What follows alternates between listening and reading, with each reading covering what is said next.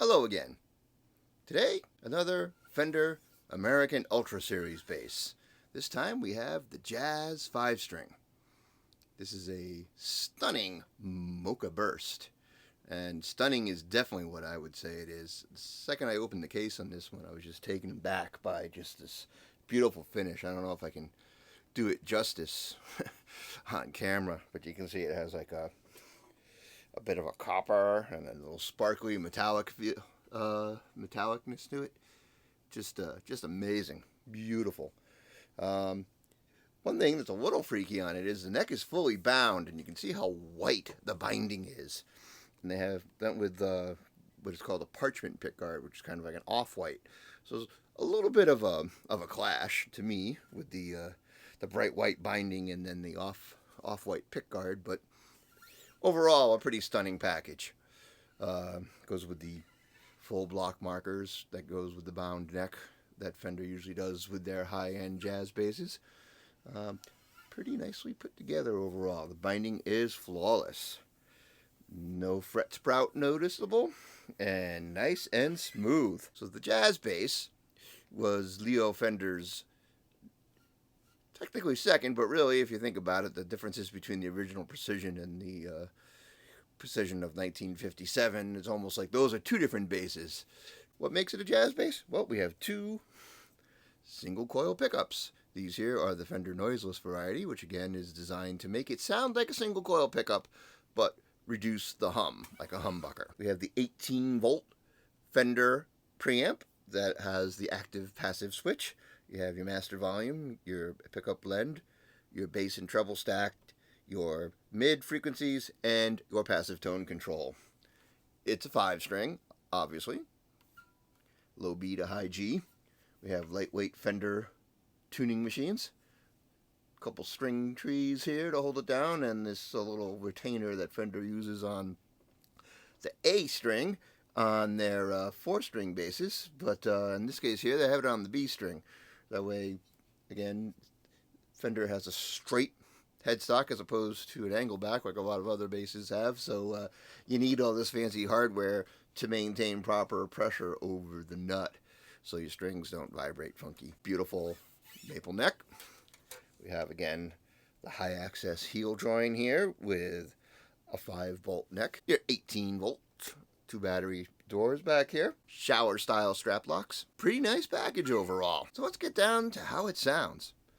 So here we are set up now. We have the passive switch selected.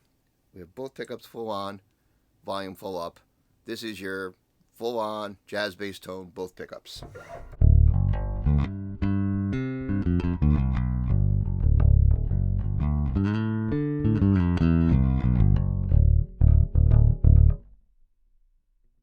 Not bad. Pretty nice. Here's the neck pickup.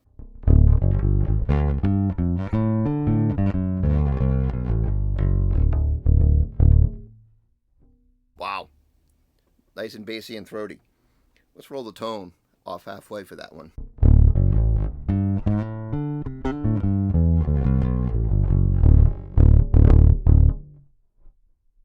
Pretty authoritative. Tone all the way off.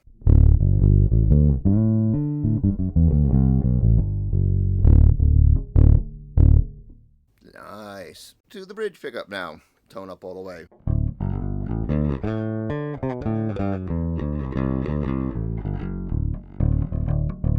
That's your nasal jazz bass bridge pickup tone that people either love or loathe. Mixed in properly, you get some decent sounds. But that's your stereotypical bridge jazz bass sound. Let's roll that tone back halfway.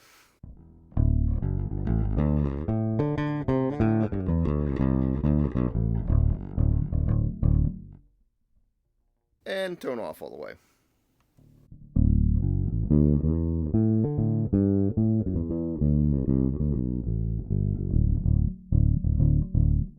A bit of mud. Let's go both pickups, tone halfway.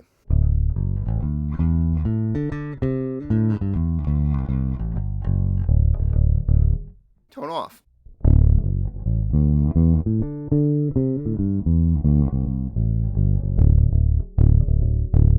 So you can see quite a variety variety of tones available just from the passive mode.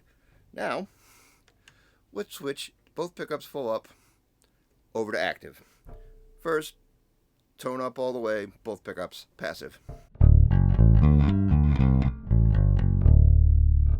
Active.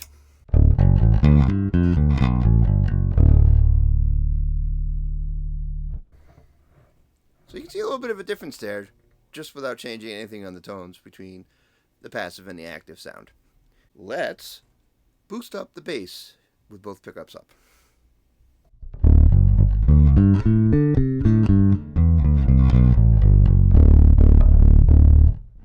So bass halfway, let's go all the way with the bass.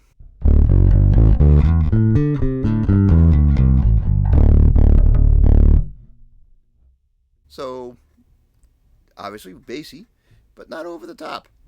It doesn't overload like a lot of other instruments can with the bass kicked up all the way. Let's roll the bass back.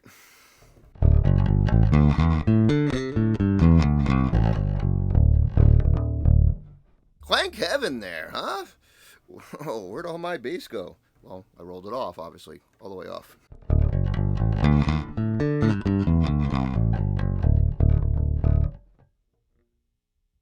Let's do the treble up halfway.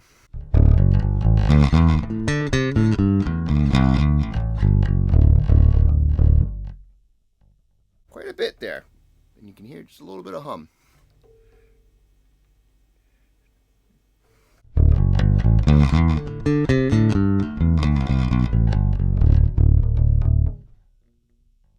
Now let's roll the treble back.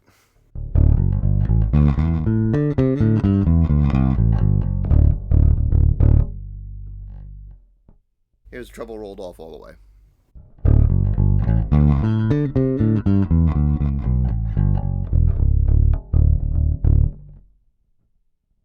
So if you notice, the treble cranked up all the way brought in a lot of highs, and pulling it back all the way really kind of smooths out, but doesn't really take much from the tone, I don't think.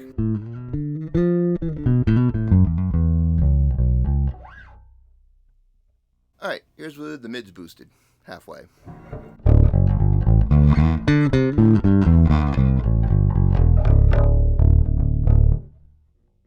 And the mids up all the way.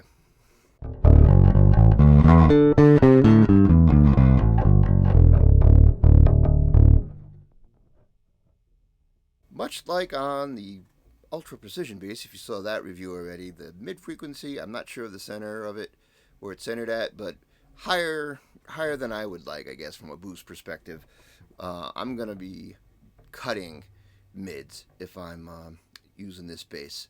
Like I said, the mid frequency a little too high. So let's see what this sounds like with the mids rolled back a little.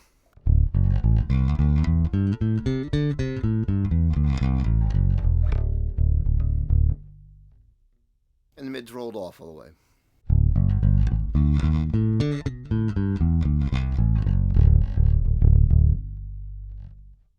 Let's switch now to the neck pickup, tone centered.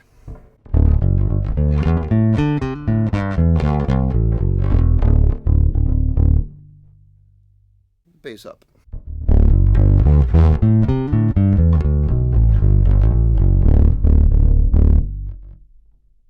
Now we're talking. Some deep lows there. Bass up all the way.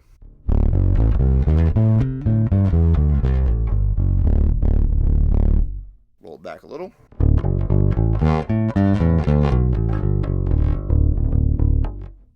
Roll back all the way.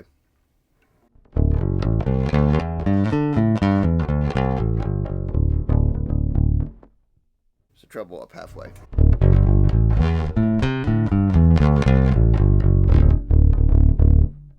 Treble up all the way.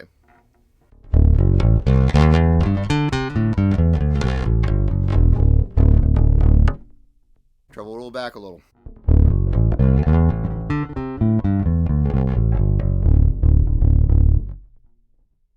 Again, I'm liking that sound there with the treble roll back a bit. Let's roll the treble off all the way.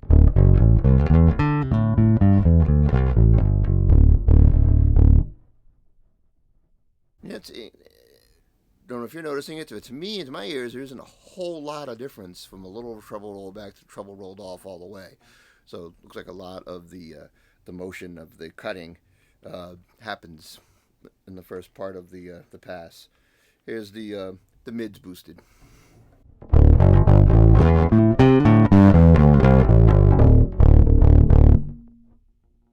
That was up all the way. Let's roll them back a little.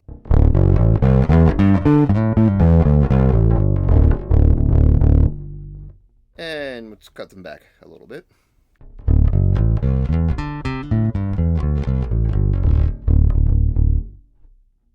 And I'm liking it a little bit. The mid rolled back a little bit. Here's the mids off all the way.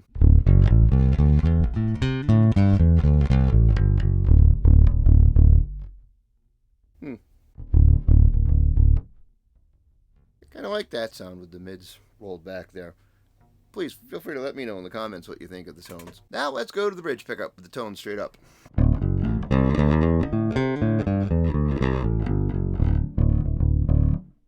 Bass up halfway.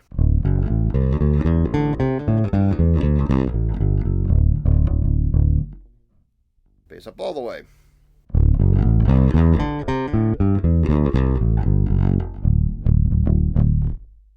Bass roll back a little.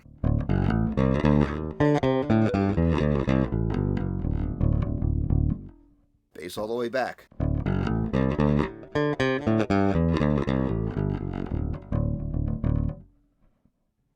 Let's boost the treble. That should be fun. Halfway up.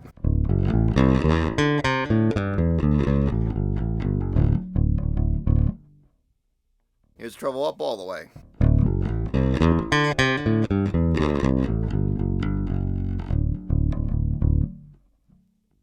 And the treble rolled back a little.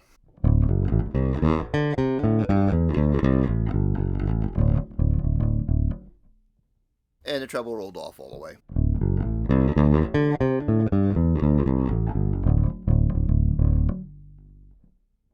Let's roll the mids up a little.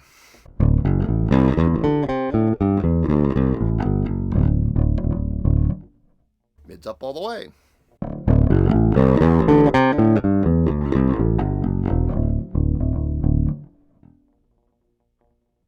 Mids rolled back a little.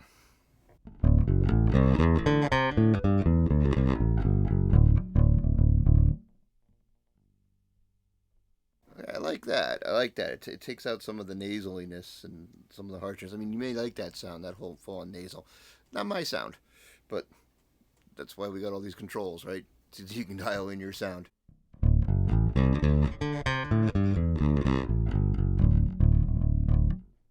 That's what the mids rolled all the way back. To me, that evens out the sound, the tone a lot more for me. Again, you know, you may like the nasal jazz bass bridge pickup sound. I don't. All right. So let's fool around a little bit. We got it in active mode. Bump the bass up a little. Pull the treble back about halfway. And take the mids back just a little. Both pickups full on.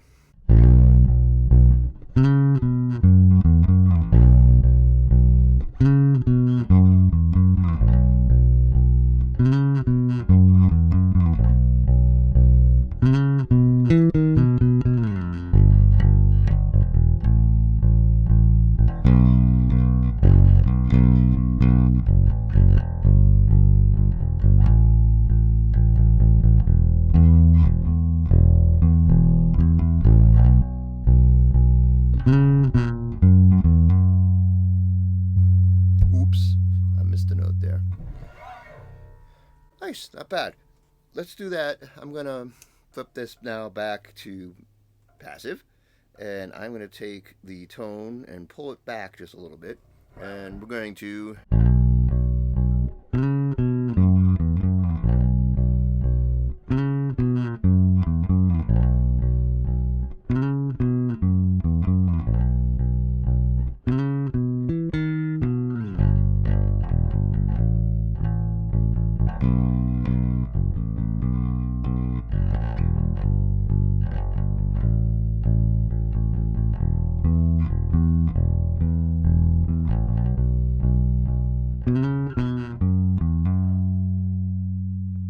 tried to miss the same note that time. we are with the pickup selector favoring the neck pickup a little, the tone rolled back just a little bit, and volume up all the way, of course.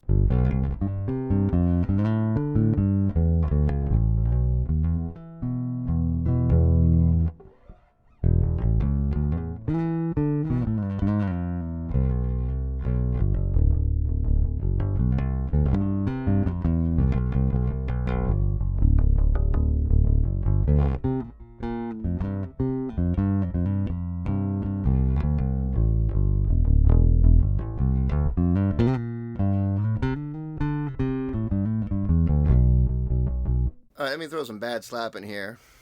Both pickups up all the way, tone up all the way, passive mode.